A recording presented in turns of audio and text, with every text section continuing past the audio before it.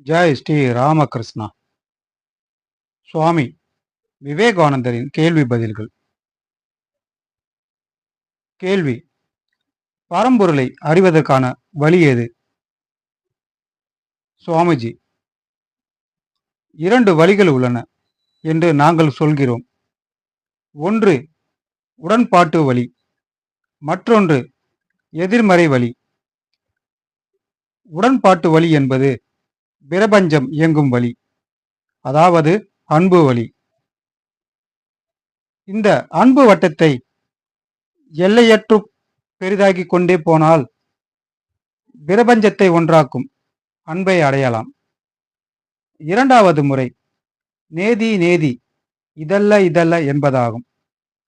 மனதை புறநாட்டம் கொள்ளச் செய்கின்ற ஒவ்வொரு அலையையும் தடுத்து கடைசியாக மனதையே அழித்து விடுவது.